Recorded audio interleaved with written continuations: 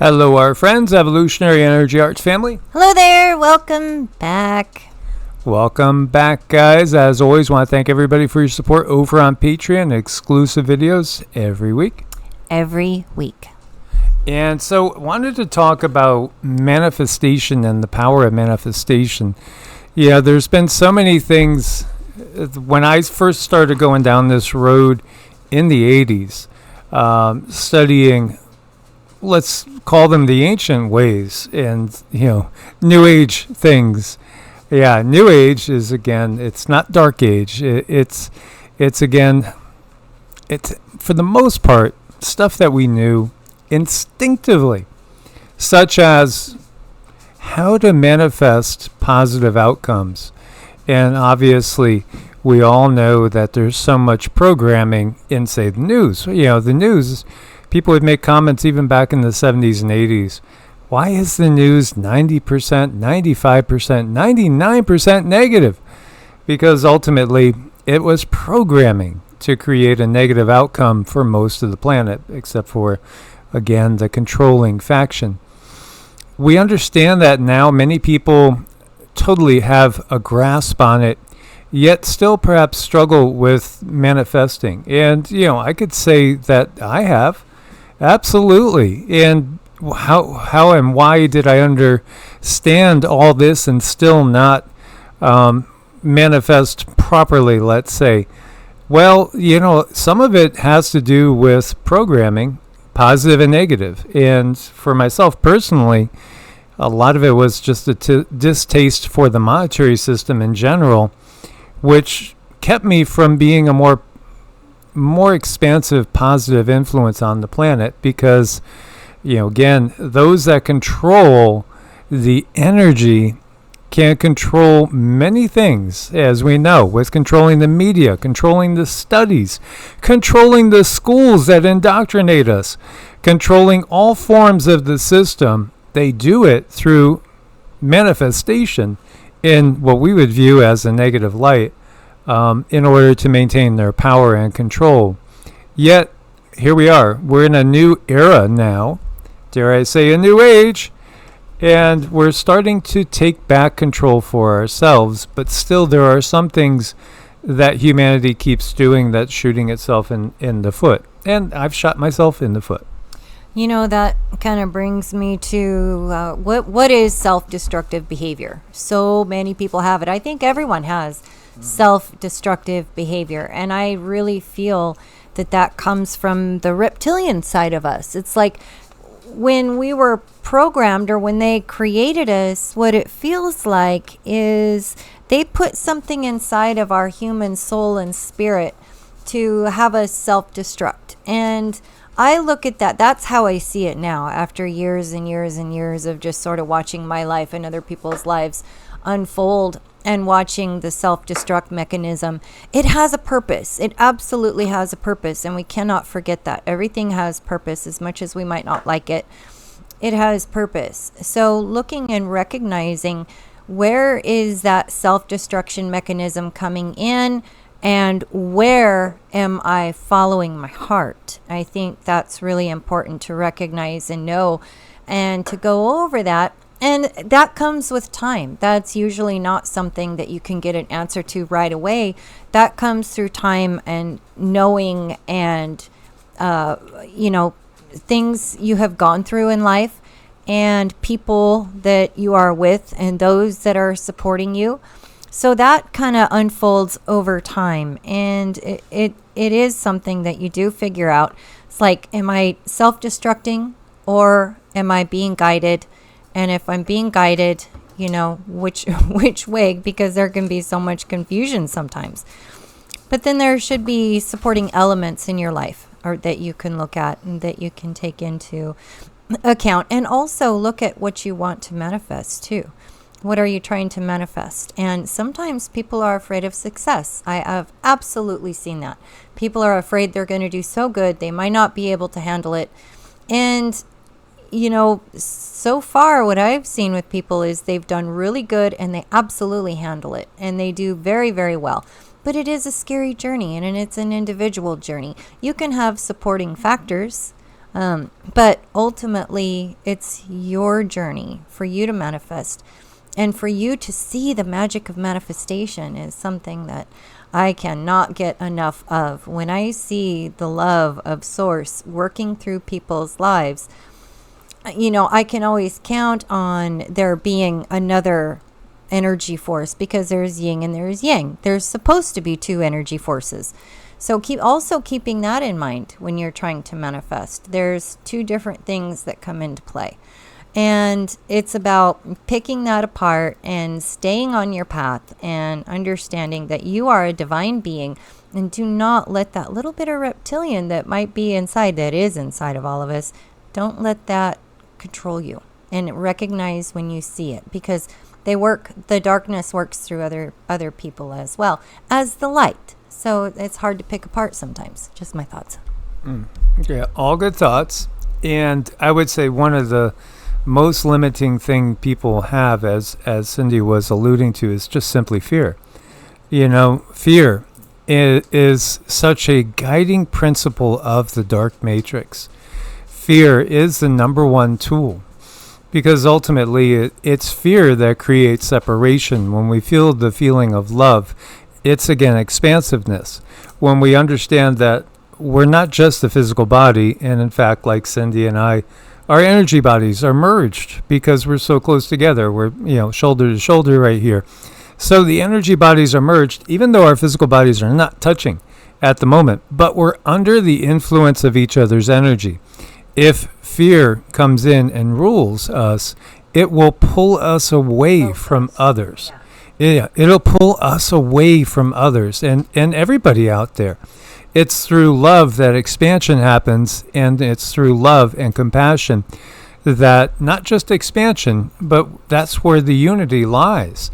Because as that starts to gravitate and take hold in us, in our hearts, and emanate outwards, that will merge us together with others. And we'll feel other people's energy bodies closer and be able to detect what they are feeling as well. Fear is the number one tool of the dark matrix, number one by a mile. It's the opportunity to unplug us from ourselves ultimately, but from each other and from the very planet. Again, they've taken this connection that we have to the mother side of it and pulled the plug. And they have us afraid of things like working with, the elements and elemental beings. This world is a manifestation of these four elements through what we might call spirit, what we might call the ether, the akash. There's different terms. The life force, the ki, the chi, the prana, the vril. It is itself, that ether itself, is the connecting force to Source, to the creator of this universe, and ultimately to the highest of the highest selves. When we are working in alignment with our higher self, that's one of the other things too. When we are in alignment with the higher self, we will find that it'll be much easier to manifest a positive outcome for ourselves. Now, the dark side wants to program what your positive outcomes are and goals are to be. And so they sell us on everything of a selfish nature. Just as with the religions that we have, the mainstream religions, they've also infiltrated the quote-unquote New Age and instilled in there, we'll talk about manifestation, but let's get them to manifest the dark matrix agenda. So it's all about, hey, you could manifest 6,000 square foot home, 2 Mercedes, be the number one salesperson. You could be the top politician. You could be the best of this, the best of that. It's all about inflating the ego. This is what the dark matrix does. It works through the ego, which might be at odds, probably is, with most people's higher self, because in general there's the big me and the little me. And for most people in a dark age, the little me rules, and we're disconnected from the big me. And, it's a very, very challenging thing, is to connect to that higher self.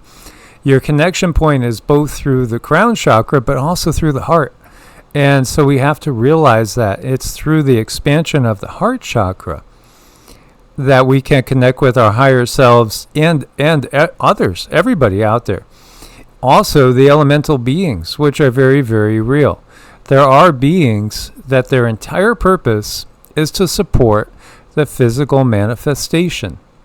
And so as the ether comes down and splits off into the elements, there are beings that all they do is tend to the balance and the energy of those elements in order to keep that rose bush, manifesting as it is. Because as we know, is the rose bush really there? Not really, but yet it is in this experience, but yet it's all just these subatomic particles that are coalescing and giving us the shape and those beautiful pink and red flowers. And it's through the work of the elemental beings that the control system has cut so many of us off from. These elemental beings can be personified, in different ways, as we can see them as, sylphs, which are an air elemental, undines, water elemental. We will call fire elementals sometimes jinn, but, don't confuse that with the dark jinn, so to speak. And then also earth elementals like gnomes. So in pagan culture, in Wiccan witchcraft circles, which, neo-paganism, trying to get back some of our old ways from the last Bronze Age, you will find the recognition of the elemental beings because they're very real. And I could tell you that when I used to have my gardens up in Connecticut, I would connect to the mother and the mother energy. I would root and ground like we did, and we did our mantras out in the backyard. And boy, the energy from the earth was so strong today. It was so powerful and positive. And often you might catch glimpses of little twinkles of light or see movement or hear something. And that really, it's not always your imagination or a squirrel or a bird. Sometimes it really is these beings, which have communicated through Cindy many times in the middle of the night.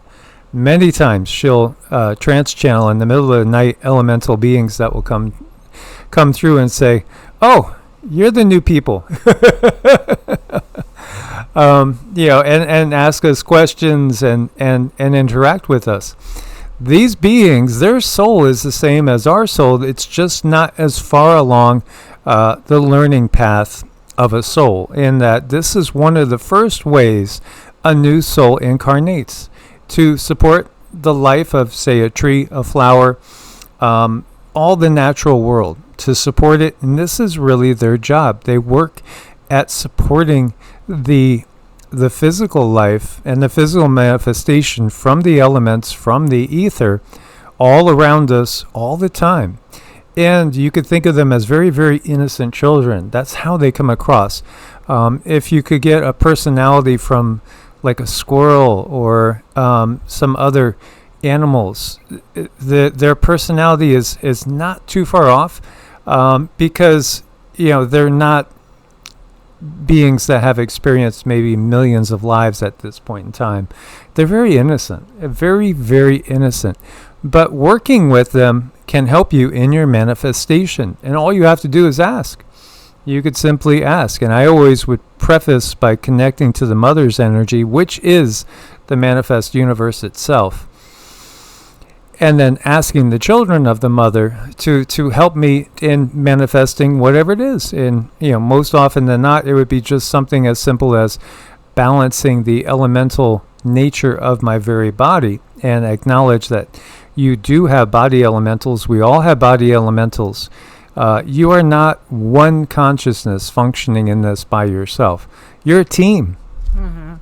You are. And when we look at the little creatures like the birds and the squirrels, what makes them innocent is the lack of indoctrination, because there's none. The only education they might have is to have natural fear of predators. So it's very real for them. When something scary comes across their path, they're going to react to it. But they don't have to worry about all the things that are just out there because they haven't been taught to fear. So that's what we're dealing with animals. And I think if we could work on getting as close to that mentality as possible, there's this gosh, I hope I can remember it. If I could do it again, I would pick Daisies. I think that's the name of the poem. And she does talk about, if I could do it again, I would only worry when something comes about to worry, instead of spending all the time worrying about those things that are not there yet. Just reserve that energy for things that come along that might be a problem or that show themselves to be a problem. I think that's a good way to live, watch more sunsets and just enjoy life as much as possible, and then follow your heart. So I really liked when Mike was showing the elements, earth, wind, fire, and water. And the middle one sticks out at me so much because it shouldn't say soul. Soul is definitely a thing, but also the soul is made out of pure love. The soul is that energy that breaks off from source, and that is our purest form. It's a thing. It's the ether. Love is not just an emotion. So when you get big hearts together and people who understand manifestation, and you pull that love together and you work through it, oh my gosh, amazing things can happen because you're dealing with an element. Love is an element. And that's something I learned floating in front of Source. It's just not something that I was able to unpack immediately, but I'm unpacking that a little more each day, getting to the point where I'm ready to write it out. My whole experience being in front of Source was absolutely, I needed that. So since I needed it so desperately, I got that. Thank goodness, because I really needed to know some things. And I think everybody has their time with Source, speaking to Source or God, call it what you want. For me, I call it Source because that's what it looked like. It was the sun. It was the source. So that was really exciting. But understanding that manifestation comes from the heart, and understanding also that you live in a world where there's these beings out there, and it's their job to come and poke at you and say, what are you going to do? When someone pokes at you and you're trying to manifest something, they come around and they say, no, we're going to do something to make your life difficult.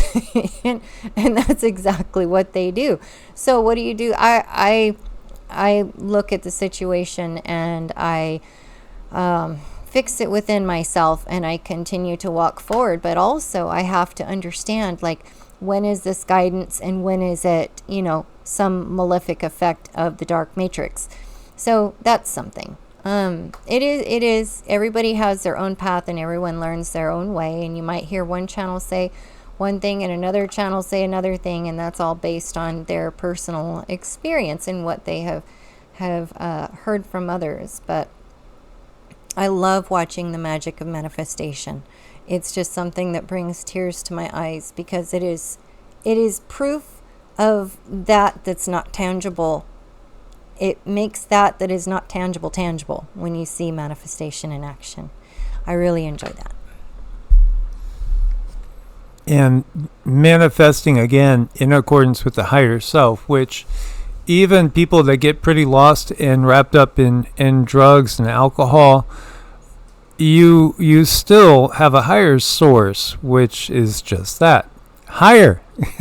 And it wants you to come back into alignment. It wants you to be the best you could possibly be. And that won't be through fear. That's going to take some courage.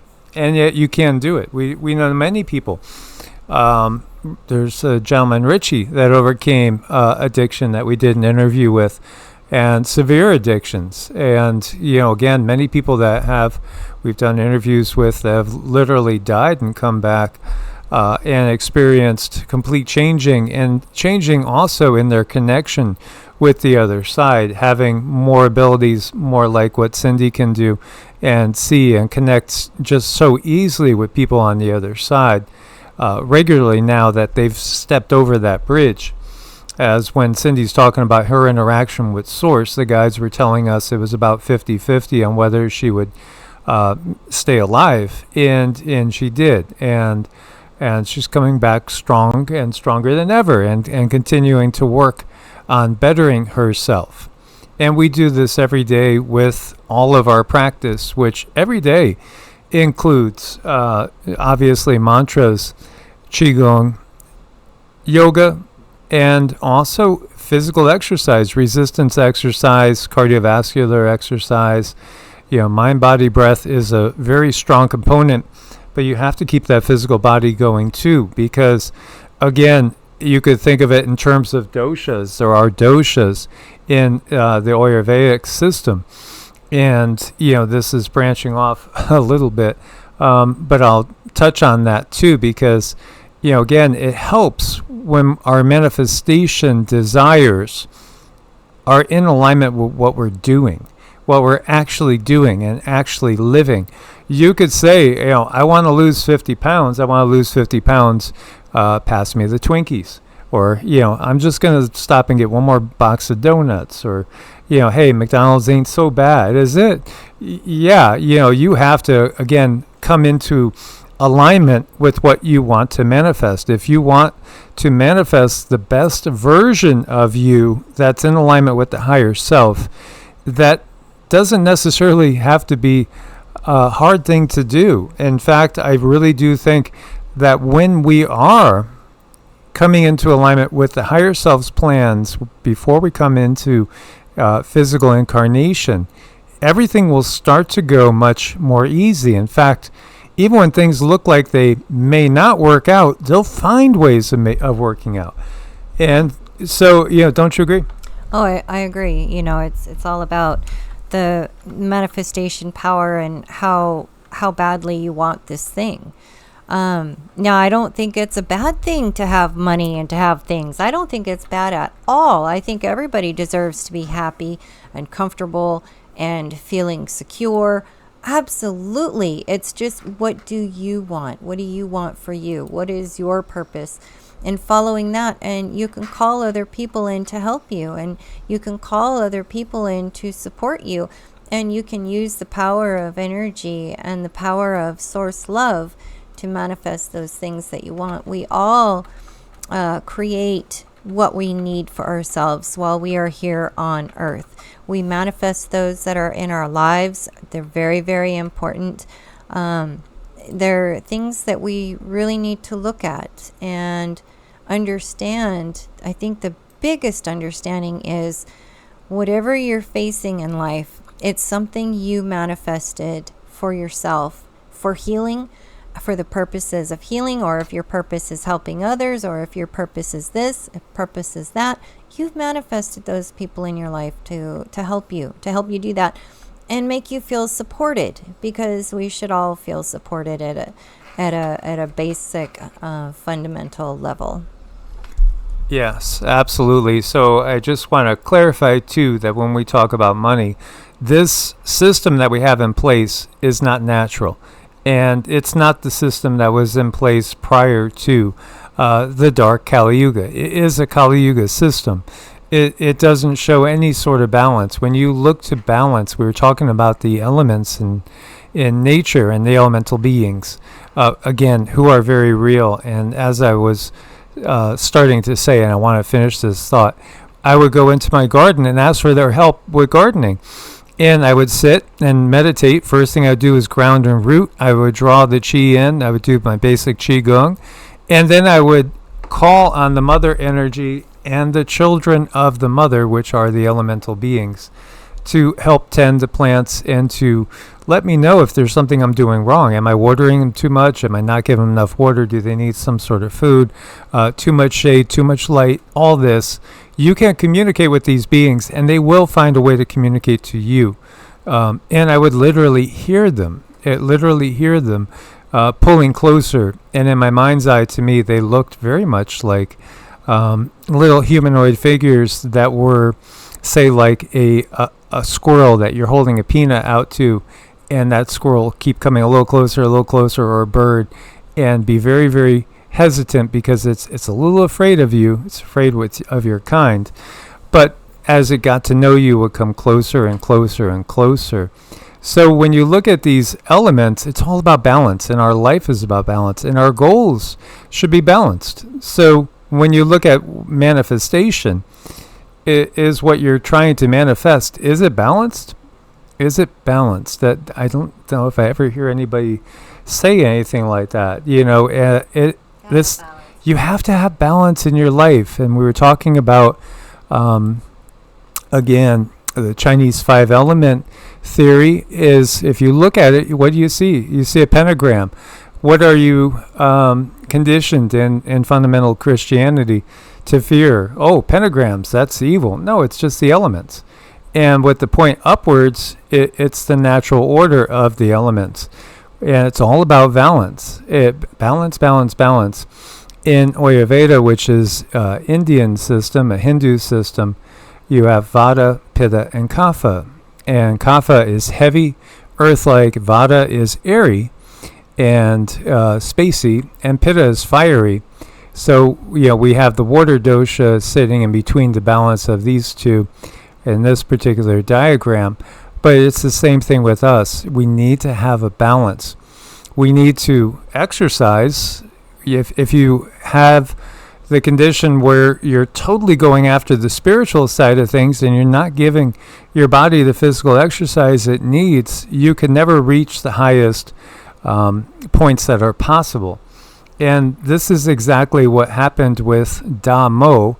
Da Mo is the Hindu priest, you could say, bodhisattva, that went to Shaolin. And, he came, and when he got to Shaolin Temple, he saw everybody was deep in meditation and everybody's physical bodies were deteriorating.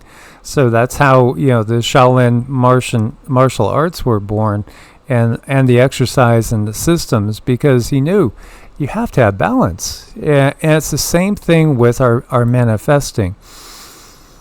Fire transforms us, air moves us, water shapes us, earth heals us, and spirit guides us. I especially like that, spirit guiding us.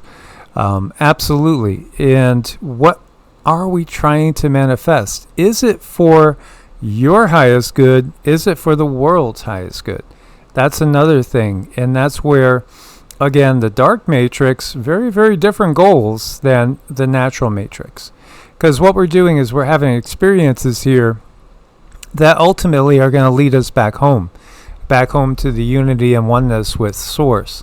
So if we are always trying to strive to do better for ourselves and become that better version of ourselves, well, if it's also something that's going to better others and better the entirety of the world, it will manifest easier than something that's not. And that's because then we'll have everybody on the other side, the higher densities, helping us. Our guides will be fully helping us. The higher self will be able to flow into you more. And you will find that all these obstacles, they start to move out of the way. Now, if something's not manifesting and you're banging your head against the wall, it could be that, it's not the right time, or you're not being honest with yourself, or you're being ruled by fear. Fear of, as Cindy was saying, success. Mm-hmm. It's something that we all need to look at. We all came here for this reason, and while Mike was talking, a question popped into my head about, so are we on our way back to Source, or are we still being scattered from Source? And the energy that I get is we are still very much on our individual journey. We are still very much exploring ourselves. We are still very much learning and expanding. So I do not see that we are on the way back to that unity, but we are preparing for it. And it's that craving to be with other people that you know, love, and trust. That's the preparation for it. But the whole purpose that Source kind of gave a piece of itself just for you. It's all about you. It's all for you, and it's all about love. That's for you to expand and appreciate that separateness for a little while longer. And if I do get information that, yeah, we are on our way back, well, I'll be on here and saying just that thing, that we're on our way back. But I'm still getting that we are expanding at a beautiful rate, moving into a higher frequency, exploring the best versions of ourselves and figuring things out, as we are very much like little children, just sort of walking each other home from school. Yeah, and I've been meaning to make this kind of clearer for a long time, and that statement triggered this. When we talk about these beings, these elemental beings, as being almost the starting point for the soul in its journey, and as Cindy's saying, like for us right here in the earth at this point in time, where are we really in the bigger scheme of things? Are we in nursery school? First grade, second grade? Are we still in diapers? Or are we graduating high school, about to go into college? Again, it's all relative. I don't know exactly where we are, but if I had to venture a guess, between being an elemental like this, which is part of the Devic kingdom, and being a being like Vishnu, who created this universe, that's a long way between those two. I mean, what does that equate to? Trillions of lives? Well, we're definitely somewhere in between there, and probably closer to the elemental side than, the side of, Vishnu, creator of this universe. And that's just one name for this being. It's the name that we recognize, and yet he is called that by many here, and other things in many different planets, because again, there are so many worlds in the Hindu cosmology. It's recognized that there's different densities, different dimensions. This is just given. This is something that's understood in the Hindu tradition. There's many worlds and many densities, and there's so many different layers to existence. They understood this, as well as understanding how we go through lifetime after lifetime after lifetime, always learning and growing. It's said again that we are simply living a dream of the Creator. And yet, of course, we represent the Creator in a very human shape. But ultimately, when we're talking about this, it's pure consciousness. There's no form, so to speak, of consciousness itself. Consciousness itself is formless, yet we do have many different layers to our energy bodies. And then there is, it's also recognized in the Gnostic and the Tree of Life. You could see there's these different gaps. There's so much to share. Maybe we need to share a lot more along this line of thinking. Some of the worlds, some of the realms, I should say, just to distinguish, some of the realms are farther apart than others, and yet the beings in these very, very high realms, they hear us. They hear us all the time. They can hear everything that you are thinking, because again, most beings don't communicate verbally. They communicate telepathically. So controlling your thoughts is very powerful as well, and very, very something that we need to practice. Oh boy, if you don't control those thoughts, they are going to control you. That's the thing, and emotions too. If you don't control them, they control you, and I tell you, that never feels good. That never feels good at all. So, sorry, the puppies have been a little cranky this morning, not sure why. But Rama was dreaming. Rama was dreaming, and he had a nightmare. So, yeah, I mean, it's about us controlling our emotions and then being able to manifest the things that we want to manifest. As always, guys, we look forward to your comments. Much love, Source bless, and namaste. Namaste.